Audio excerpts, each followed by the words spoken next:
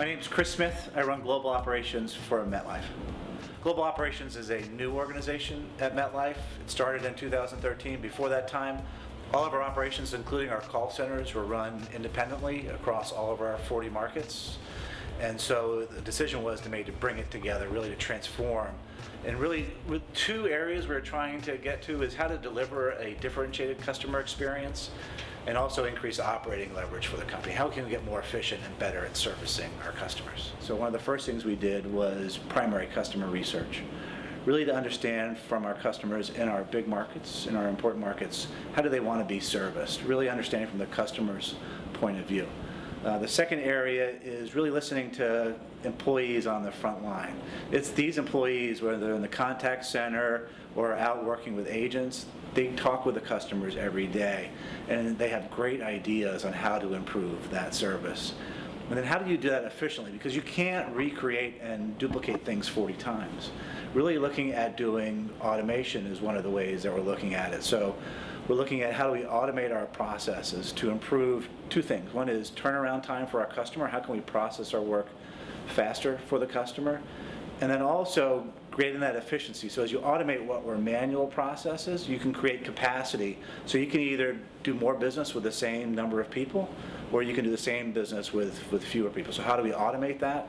And then as we start to standardize our work around the world, we then have lower cost implementations because you're not reinventing a process in 40 different markets. You're designing it once and then rolling it out across the organization. So we're designing what we call model offices. And a model office is the gold standard for each of these different capabilities.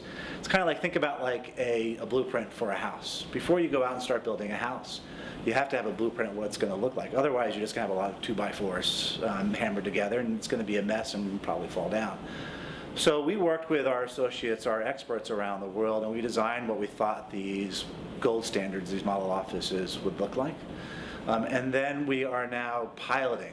So we designed it, took 6 months to design it, and with our experts around the world, now we're piloting it in different locations. So we're doing claims in 2 countries. We're doing new business and underwriting in the 3rd country. We're doing contact centers in 2 countries in Asia. We're doing billing and remittance in the US. So really looking at how do you take the design, pilot in a local country, really to see is how much can be standard, then what do you actually have to make specific to the market, because there will be some cultural differences, there will be different ways customers want to interact with you. And then once you design you have the pilot in place and you prove it out, then we start to scale it across the rest of the company. So we collected feedback from the people who are doing the work, who really know the best way of doing it, a few different ways. One is we ran workshops. So we brought in experts from around the world that actually helped design it. So when we did the call center or contact center model office design, we brought in our leaders from Japan, from Korea, from Mexico, from Brazil, from Spain, from Dubai. We brought them together in a room, and they were a part of really helping design what they wanted that gold standard to look like. And that's a big part of what the change management is. We wanted them to be part of the design effort. We didn't want to do this to them. We wanted them to help us design it. So early on, we did this cool thing. We did an innovation campaign. And it was a global innovation campaign. We have it's called MetLife Innovation Program, MetLife IP, and they run a framework they call Linus, is how to get innovative ideas from employees. One of the first things we did is we ran we called it a global innovation program. It was across 5 countries for people involved in operations. It was about 5,000 employees who were involved in submitting ideas. We wanted to get all of their ideas. And we were just astounded by all of the great ideas and how many came through. So over a few month period, from 5,000 people, we got 3,000 different ideas on how to improve the customer experience. And then we had the experts in each of the regions kind of look for the best of the best. And they culled that down to 300 ideas. And then they went through and voted on which ideas they wanted to actually put in place. And over 90 of those ideas are now being implemented throughout the organization. And then they could start to learn from each other. We actually started having employees shoot videos of their ideas so that they could explain it and share it as well. We created a best practice sharing platform. So how can we then start to look at, so you have all these experts around the world that don't talk to each other every day, but they have all these great practices. So we used the same platform we used for the innovation campaign to share very specific best practices. And so we did the first one for the claims organization. And we had 80 claims experts from around the world participate. They came up with 160 different best practices, and now they're making commitments of which ones they're going to put in place to improve the claims organization. And then we're going to start to do different campaigns for each capability using the expertise from around the world. Technology is going to be crucial for our transformation of operations at MetLife, and in a couple different ways. And you have to make sure you don't upset the business as usual as you're doing transformation work. So that's why change management is important, to help people see why the change is happening and how they're going to be a part of it. But then create another group in the organization called Process Excellence, which is doing a lot of the transformations. So it took responsibility for doing a lot of the work out of the BAU groups and in this horizontal group that goes across the whole organization, and they can manage those projects and processes for me. And then technology is important. So we're using things, so digital apps are increasingly important for us. We just launched in the Gulf a new claims digital app in 5 different countries in 3 months, which is a great accomplishment for us. So how do we make it easier for customers to submit claims or find out information about their claims? And what we find in the call center, for example, is a lot of calls come in because people want to know the status of their claims, or did we get their claim document? And by providing an app, they can submit their claims information online. They can then see the status where their claims sit, so they can go do it themselves. They don't have to make a call into the call center to do it. We're also looking at data analytics. How do we use the data that we have to service our customers better, whether it's alternative offers, getting better at claim payment, really looking at using models to improve our service. An example is in China. We're partnered with WeChat, the largest social platform in China. We're actually servicing customers directly on WeChat. We have, I think, over 15% of our customers are doing some type of service on WeChat directly. It is, but there's a platform you can use to actually use it to make changes on your policy or do other things or do inquiries. So it's a great platform. In Slovakia, we're using these USB cards that have electronic documents on them, so customers aren't getting paper anymore. They're not getting confused by how much paper, what should they do with it. They're getting kind of almost the size of a credit card with a USB stick, and they will have all their policy information on it. In Mexico, we're experimenting with a technology called augmented reality, and it's another credit card-sized card.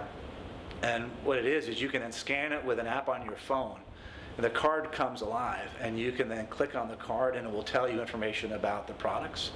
It is a new way for the customers to get information, and it's a lot cheaper than sending out all the paper that we used to send out. And the exciting thing is that idea actually came from an intern we had in Mexico last year. It was a 17-year-old intern who was really looking at different ways we could deal with the customer, and they said, I use this in other places, whether it's in magazines or from other companies, and you should try this. And we've actually started to experiment with how do we deliver and deal with the customer that way. Yeah. We also then did the primary customer research, so going out into market and actually surveying customers to see what was important to them. Where should we invest to be really great, to create a differentiated experience that the customer would really care for and want to pay for, versus what's kind of nice to have but not really important. So any change of this size can have its good points and its hard points. And you really have to think through kind of where those difficulties may come up. So change management was a huge component of what we were doing. So I actually created part of my organization. It was called a strategy and change management. I wanted to call that out specifically and have the experts focused on how do you drive change management. So any of the big transformation programs that we're running, we have change management, those experts involved from the beginning, really to look at how do you create that program. When we're doing model offices or other big change programs, we run a program we call the Change Leaders Forum. is so as we're going out into market, if we're going to a country and we're going to lead them through a big change in their organization, one of the first things we do is we hold a change leaders forum. And we get all the leaders in and teach them how to be better change leaders. How can they be proponents for what we're going to be doing? And so they can help their team navigate what can often be difficult conversations, hard process changes. It could mean if we're starting to automate work, it could mean different things for different people. It's scary for, right, it can be scary for those folks. So how do you're never going to remove those feelings, but you can help work through that. And then what we've done really to help manage the change is we made the company part of the change. I'm not sitting in New York deciding what things should look like. We're going out into market and talking with business leaders. So when I first took this job, I started this job July 1st of 2013. From July 1st till September 16th, when we announced the organization, I traveled the world. I went to Poland, France, Spain, Brazil, Chile, Hong Kong, Tokyo, Nagasaki, Dubai, Beijing, India, a couple places in the U.S., really to talk with the business leaders about why we're creating this organization, hear what their concerns are so they knew I was listening to them. And so it was really going throughout the organization and describing the change, helping them be a part of it, hearing where their concerns are, hearing what they wanted from a business perspective, what was important to them from an operations, and where their concerns were, and then communicating along the way. After each of these trips, I always made sure I would write a note actually to the senior leadership of the company, kind of where were we this week? What did we see? What were the great things that we saw? Because there were some great things that we wanted to highlight, and then where are the areas that we saw that we needed to improve? And so they know that we were not just looking at, we're not, the old joke is I'm from corporate and I'm here to help, right? No one wants to hear that, but it's really involving them in the discussion. Even these changes that we're running now, so the model office pilots, I'm not going in and saying we're going to do this whether you like it or not. It's understanding where are their business scenes. So where we're piloting new business and underwriting, we chose a country that had very specific needs for their agents and for their customers on how do we sell products and how do we deal with applications. And so we went in there knowing that was a business need and we could pilot it in that location, and then we're going to get support from the business side. So change management, in any transformation program, change management has to be a huge part of it.